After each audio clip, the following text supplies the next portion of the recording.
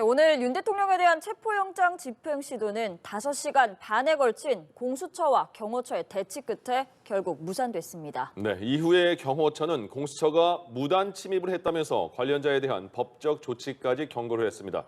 역시 취재기자 연결해서 확인해 보겠습니다. 조한대 기자. 네, 저는 지금 용산 대통령실에 나와 있습니다.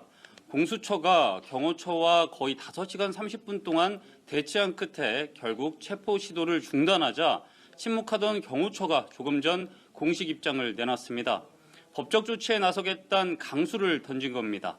경호처는 입장문을 통해 공수처와 국수본이 법적 근거도 없이 경찰 기동대를 동원해 경호구역과 군사기밀시설을 시설장에 허가 없이 출입문을 부쉈다고 포문을 열었는데요. 이어 심지어 근무자의 부상을 일으키며 무단으로 침입한 데 대해 매우 유감스럽게 생각한다고 밝혔습니다. 경호처는 불법 행위를 자행한 책임자와 관련자에 대해 법적 조치를 통해 반드시 책임을 물을 것이라고 강조를 했습니다. 법과 원칙에 따라 경호 대상자, 즉 윤석열 대통령에 대한 경호 임무에 만전을 기하겠다고도 했습니다. 따라서 공수처가 2차 체포 시도에 나서더라도 경호처의 저항에 가로막힐 가능성이 커 보입니다. 앞서 비상계엄 공조수사본부는 박종준 경호처장과 경호차장을 특수공무집행방해 혐의로 입건해 내일까지 출석을 요구했다고 밝혔는데요. 박 처장 등에게 영장 집행을 방해한 혐의를 적용하자 경호처도 법적 대응으로 맞불을 놓은 것으로 풀이됩니다.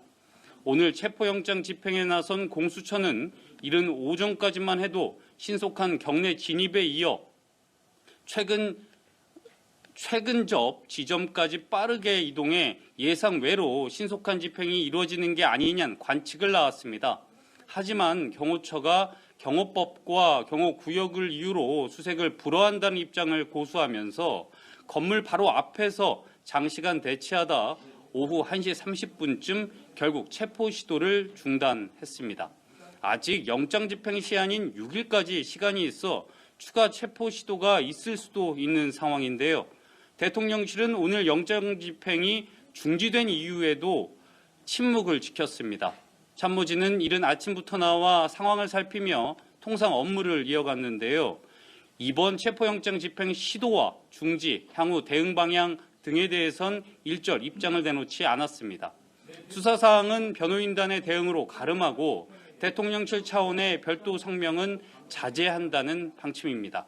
앞서 공수처가 정진석 비서실장 앞으로 보낸 체포영장 집행 협조 요청 공문에 대해서도 대통령실은 비서실장이 경호처를 지휘, 감독할 권한이 없다고 답한 것으로 전해졌습니다. 윤 대통령이 향후 어떻게 대응할 계획인지 알려지지 않았는데요. 앞서 윤 대통령은 관저 앞 탄핵 반대 집회 참가자들에게 여러분과 함께 이 나라를 지키기 위해 끝까지 싸우겠다는 내용의 편지를 보내며 지지를 호소하기도 했습니다. 지금까지 용산 대통령실에서 전해드렸습니다.